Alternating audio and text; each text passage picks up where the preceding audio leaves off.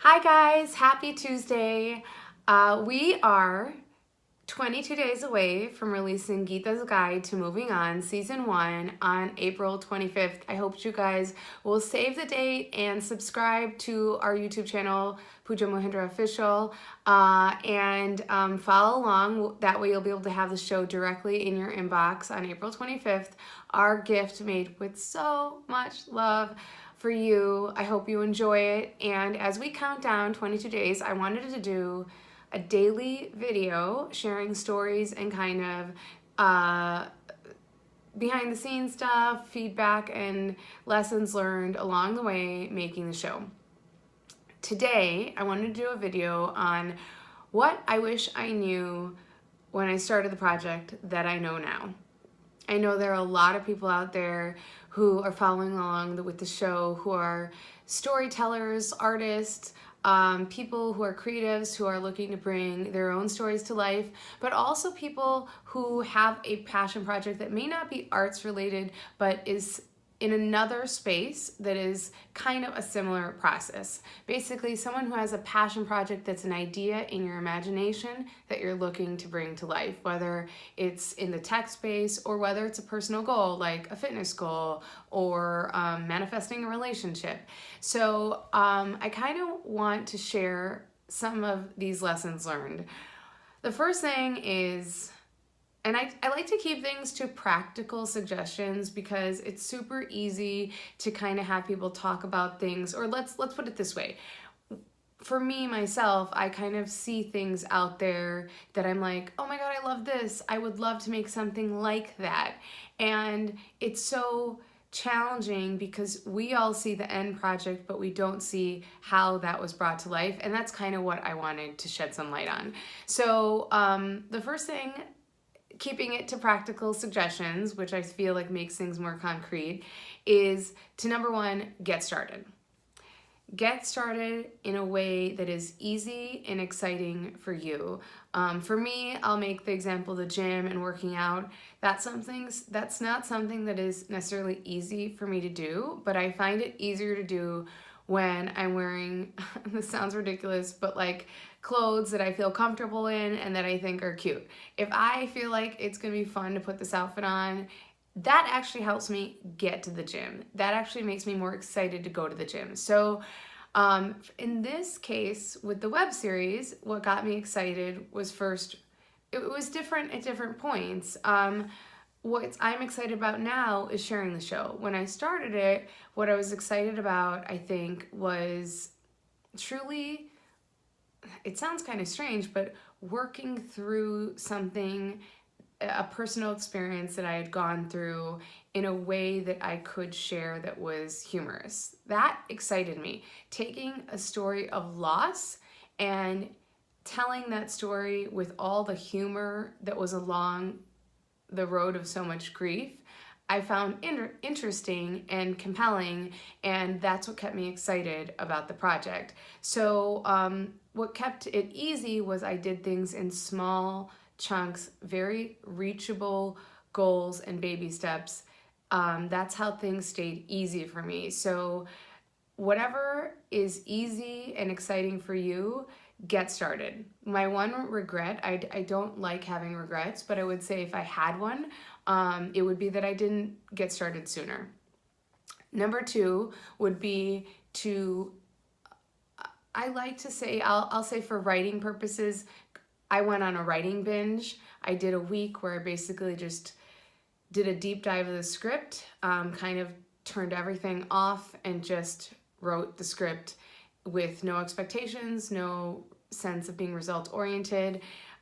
If you're working on a project that's different, like whether it's and it doesn't have to be a week, it doesn't have to be a month, it could be a couple of hours, it could be a day, an afternoon, 1 hour of uninterrupted time, a jam session where you can just build out this project and try to bring it to life as much as you possibly can, or at least a game plan for it with no attachment to results, with no expectations, but just a spirit of creativity and experimentation. That, again, can still be translated to any passion project or goal, whether it's like I said, fitness, a relationship, just being a space of experimentation and a creative space with a lot of freedom, no judgment, and a safe space. After that happens, the third thing I would recommend and that I wish I knew was I had done this in the past, so I integrated it this time on this project, but I don't think I did earlier on in previous projects, and that is feedback. I wish in my own creativity I started integrating feedback a lot sooner, and actually hand in hand, that goes hand in hand with sharing, because you have to share to get feedback. But feedback can be a really valuable part of a creative process. So I'm not going to keep making a gym analogy, but I will hopefully, if you're watching and that's your goal, fitness, some of this creativity stuff will be able to be translated to other things that are goals or passion projects. For the web series, feedback for me was doing a staged reading of the project. Actually, it started sooner than that. I had first shared it. Someone had recommended I write the project to kind of get started, and I wrote it, and then I shared it with them. It was very informal. It was very helpful to get that initial feedback. I then moved to Chicago and kind of let the project sit for a while, and then when I was ready to pursue it again, I had shared it with a director that I thought might be a good fit for the project, and I got another round of intense feedback that really was very valuable, and kind of propelled the project forward. When I did my solo show, I relied on living room readings, and I read the show for friends and anyone who would show up. We had snacks. So I want to reiterate, if I haven't done so in previous posts, that work from where you're at. You know, when I use the word feedback, it may sound like kind of fancy, but it's not fancy. It can be literally, feedback can literally be, I wrote this, I'm showing it to my brother-in-law. I mean, I literally did that today. I showed the episodes in their current state to my brother-in-law. Feedback can be showing it to your mom. Feedback can be showing it to a coworker.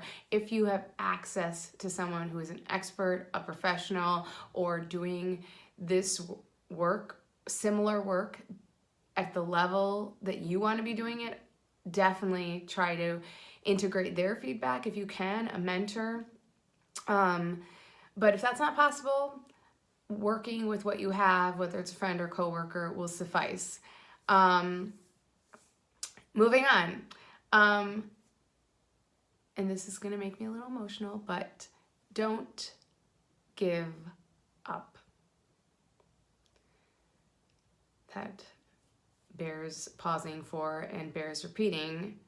Don't give up. When I first really dove deeper into this project and bringing it to life 2 years ago, did a pitch to Project Greenlight, and we did a pitch video for this project. We sent it to them, and we did not get in.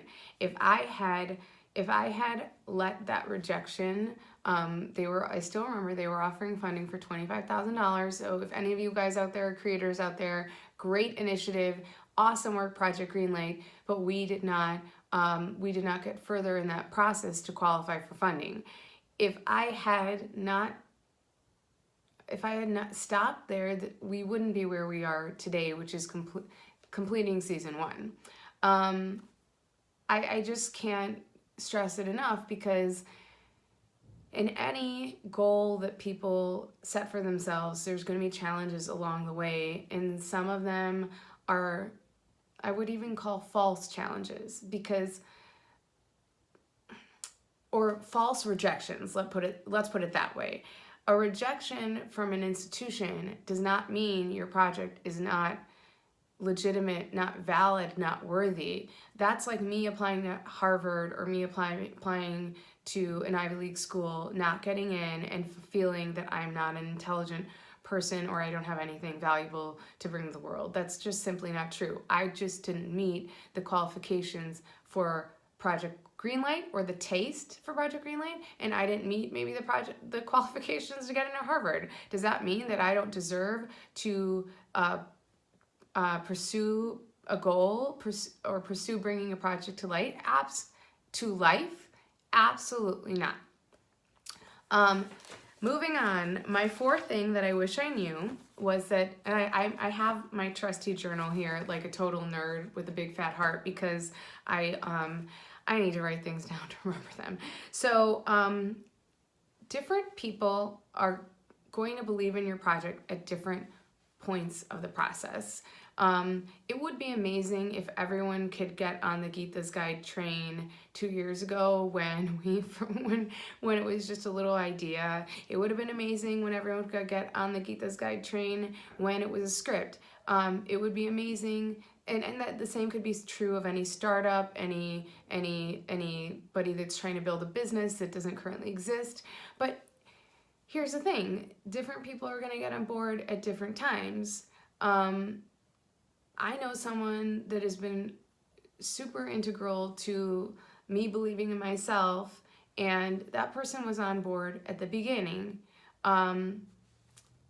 Other people, it's taken more time, and other people are still not on the Geeta's Guide train. Does that mean the project shouldn't be completed? Does that mean that I shouldn't pursue bringing my project to life, or that you shouldn't? Absolutely not.